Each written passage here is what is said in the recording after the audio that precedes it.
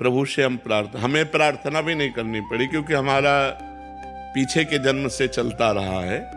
इसलिए कि जैसे होता है ना, कोई किसी को समझाए, कोई किसी को प्रेरित करे, फिर उसकी समझ में आवे कि जीवन का लक्ष्य भगवान की प्राप्ति है, फिर वो चले। ऐसा मेरे जीवन में कुछ नहीं था। स्कूल से आते तो आग लग जाती हृदय में, यार अम्मा हमारी नहीं, ये मरेंगी, पिता हमारे नहीं, ये मरेंगे, हमारा है कौन? ये पढ़ाई लिखाई करके क्या करेंगे? धन मिलेगा, धन का क्या करेंगे? भोग भोगेंगे, भोग के क्या करेंगे? मर जाएंगे। यार मतलब शांति कहाँ है, आनंद कहाँ है, कैसे जीवन का? बस इसी प्रश्न ने, किसी ने हमको नहीं समझाया, इसी प्रश्न ने कहा भागो भागो, ये पूर्व जन्म का भजन ना, भागो। 13 वर्ष की अवस्था में भगा दिया घर से और पूरे जीवन किसी का सहारा नहीं लिया, किसी व्यक्ति का सहारा नहीं लिया कि हम किसी साधु महात्मा का प्रगट में ऐसे साथ चलना, साथ कभी किसी का नहीं। असंगो हम पुरुषा, तुम बोल रहे हो तो छुप के सुना और बात जो समझ में आई उसे जीवन में धारण किया, आगे बढ़े। हम किसी का संग नहीं किया, इसलिए संग नहीं किया कि कहीं हमारी जो वो किसी के संग से दब न जाए, क्योंकि आपका संग करें और आपका लक्ष्य है नहीं भगवान का, तो हम फंस सकते हैं। तो अब दूरी बना करके रखें और सदैव पूज्य पाद श्री उड़िया बाबा हमारे आदर्श रहे, उन्हीं के ही वचन, उन्हीं का जीवन। तो हमारी पूछो तो ये पूर्व जन्म का है, इस जन्म का नहीं है। पूर्व जन्म से हमें जो संपत्ति मिली थी उसी ने हमको घसीटा है। अब जैसे आप लोग हो, ये कृपा हुई है कि सत्संग सुनकर भगवत मार्ग में चलने की भावना बनी है। सत्संग सुनकर ये कृपा होती, बिनु सत्संग विवेक न होई और राम कृपा बिनु सुलभ न सोई। बिना सत्संग के ज्ञान नहीं होता और बिना भगवान की कृपा के सत्संग नहीं मिलता।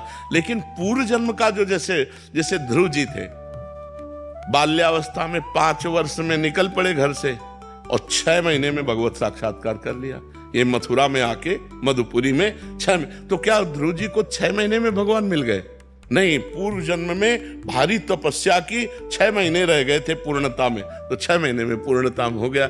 अब जैसे 1-2 लोगों ने कहा कि हम आप जैसा बनना चाहते हैं, हम भाई ये तो हम वादा नहीं कर सकते कि तुम प्रेमानंद बन सकते हो, क्योंकि भगवान के यहाँ ढांचा अलग है। आप जैसा ढांचा नहीं है, आप जैसा ढांचा नहीं, आप अकेले हैं। पूरे भारत में आप देख लीजिए, कुछ ना कुछ फर्क पड़ेगा। कितने ढांचे हमारे प्रभु के पास, आप सोचो। तो अच्छा, प्रेमानंद बनने के लिए वो सामग्री चाहिए जो बचपन में हमको पूर्व में भगवान की कृपा से मिली। उस सामग्री से अकेले भागना और कितना कष्ट सहा है पूरे जीवन में, तुम्हें कैसे बताएं।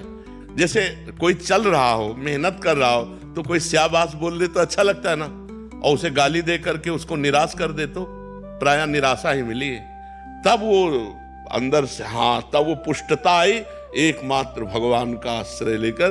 तो सत्संग सुनो, नाम जप करो और भगवान से प्रार्थना करो, तो वो तुम्हारे जीवन की डोर अपने हाथ में ले ले। अब जैसे हमारे जीवन का है, अब हमें न बुरे से कोई न भले से कोई, जैसे चलाओ बस अपना।